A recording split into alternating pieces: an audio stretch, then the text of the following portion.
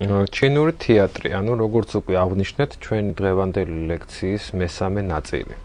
მნიშვნელოვანია იმის ხაზგასმა, რომ ჩინური სამყაროს მოდელის აღქმა ძალიან განსხვავებულია, რადგანაც ის სამყაროს აღიქვავს როგორც ერთ მთლიანობას, რომელშიაც ყოველი ნივთი ადამიანი ან მხატვრული მოვლენა ერთიანი სამყაროს სხეულის არსის ნაწილია. ეს განაპირობებს სწორედ ხელოვნების აღქმასაც. ანუ ამდაგვარი მსოფლ აღქმა ხდის ძალიან რთულს გარკვეული ზღვარის პოვნაში ცხოვრებასა და ხელოვნებას შორის.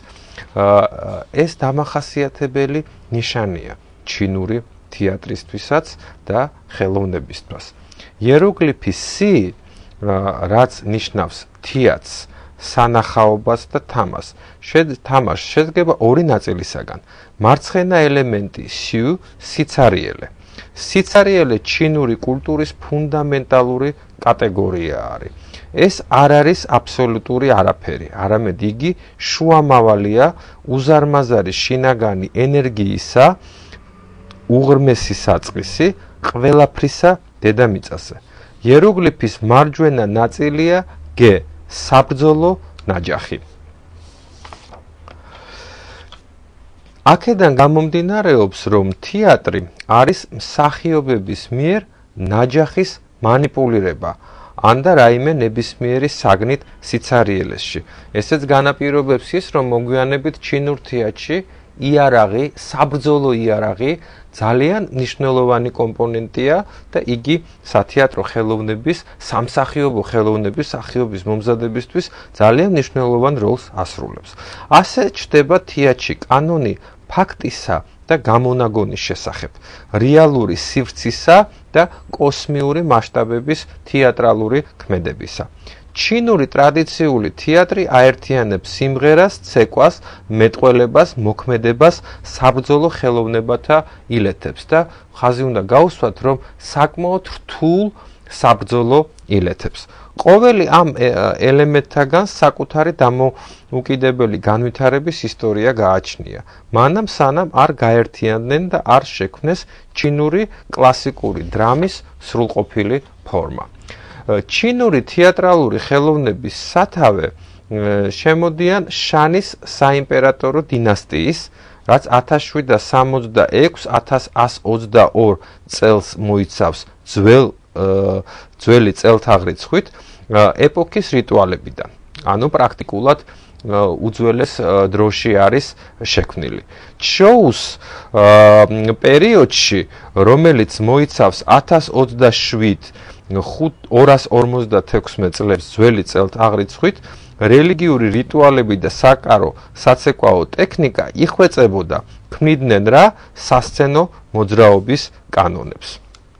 უკვე მაშინ განასხვავებდნენ მომღერალ და მოცეკვავე მსახიობებს ჩანიუს და მასხარებს და ჯამბაზებს და კომიკოსებს პაიუს. ანუ პრაქტიკულად როგორც ჩვენ შემდგომში დასავლურ თეატრში ვნახავთ, ჩნდება უკვე ამპლუა, ანუ მსახიობების დაყოფა კომიკურ და ტრაგიკულ პერსონაჟებად, რაც ამ შემთხვევაში ჩინური ფორმით არის გამოხატული და ჩვენ უბრალოდ შეგვიძლია დასავლურ თეატრთან მიმსგავსებაზე ვისაუბროთ და არა ზუსტ ანალოგიაზე. თეატრის განვითარების ძლიერ სტიმულად იქცა ხანის ეპოქის, რაც 206-220 წლებია ძველი წელთაღრიცხვით, ხალხური მუსიკა, შემდგომში დიდი პოპულარობით სარგებლობდა ბოისი, ანუ ასი თამაში. მაყურებელი გულის ფანცქალით ადევნებდა თვალყურს, დაშნების მკლაპავებს, ბაგირზე მოსიარულებს, ძალოსანთა შერკინებებს, ტყვებოდნენ ცეკვებითა და დრაკონების ფერადოვანი თამაშით. აქვე უნდა აღინიშნოს, რომ ჩინურ კულტურაში პარალელურად სათეატრო კლასიკური ფორმისა ძალიან დიდი ადგილი უკავია სწორედ საცირკო სანახაობებს. ჩინური ცირკი პრინციპულად განსხვავდება დასავლური საცირკო მოდელისაგან. ჩინურ ცირკში ჩვენ ვერ ვხედავთ რეალურ ცხოველებს, ჩვენ გვაქვს ცხოველების იმიტაცია, ან უფრო მეტად თეატრალიზებულია, რადგანაც ცხოველებს ადამიანები განასახიერებენ და ეს კიდევ უფრო მეტ თეატრალურობას ძენს ჩინურ ტრადიციულ ცირკს. არც თუ ისე იშვიათად თამაშდებოდა ცალკეული სცენები. შემსრულებლები როგორც წესი გამოხატავდნენ ცნობილ ადამიანებს, ბაძავდნენ რა მათ გარეგნობასა და ჩვევებს, ანუ იმიტაციას დიდი მნიშვნელობა ჰქონდა ჩინურ საშემსრულებლო ხელოვნებაში. ხანის ეპოქაშივე ჩნდება მარიონეტების თეატრის ჩასახვა, ანუ ვითარდება თოჯინური თეატრი. თეატრალური თოჯინა დაკავშირებულია დასაკრძალ ფიგურებთან, რომელსაც საფლავში ატანდნენ მიცვალებულებს და კვლავ ჩნდება საკრალური ელემენტი, როგორც ჩვენ ვლაპარაკობდით დასავლურ თეატრალურ მოდელზე, კერძოდ თქვათ იგივე ეგვიპტურ თეატრში რა მნიშვნელობა აქვს, ნიღაბს, რომ მასა აქვს საკრალური მნიშვნელობა, დაკავშირებული არის გარდაცვალებასთან და დასაკრძალავ რიტუალებთან, ზუსტად ასევე საკრალური მნიშვნელობა აქვს თოჯინებს ჩინურ კულტურაში. ჩინელთა წარმოდგენით მსგავსი ფიგურა აკავშირებდა მიცვალებულს ცოცხალ სამყაროსთან და გააჩნდა მაგიური თვისებები, ანუ პრაქტიკულად თოჯინაც ნიღბის მსგავსად არის გარკვეული მედიუმი ორ სამყაროს შორის. აქვე იკვეთება ჩინური და ეგვიპტური საკრალური ცოდნის ერთ საფუძველზე ყოფნა. რადგანაც ეგვიპტეში საკმაოდ გავრცელებული იყო მცირე ფორმის ფიგურების ჩატანება მიცვალებულებისთვის. ორივე ცივილიზაციას ერთნაირი კულტურა ჰქონდა მიცვალებულთა წიგნებისა, სულის მოგზაურობისა და გარდაცვალების შემდეგ გარკვეული გზის განვლისა და ასე შემდეგ.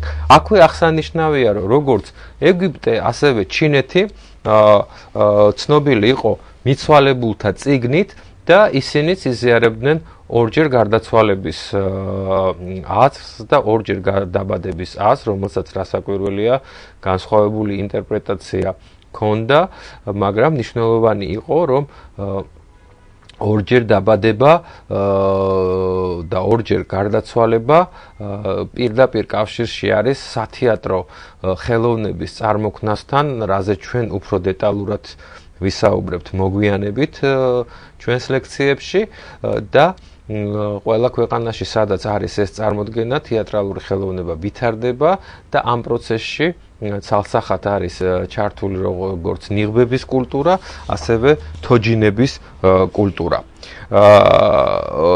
რა გზა გაიარა პროფესიულ თეატრამდე? კერძოდ, პროფესიული თეატრის შექმნამდე მსოფლიო თეატრალურ რუქაზე ეგვიპტის, ინდოეთის და ჩინეთის შემდეგ მისტერიები საბერძნეთში ვითარდება. სწორედ საბერძნეთში ყალიბდება გარდამავალი პერიოდი საკრალური მისტერიებიდან პროფესიულ თეატრამდე, რაც ჩვენი შემდგომი ლექციების თემა უნდა გახდეს.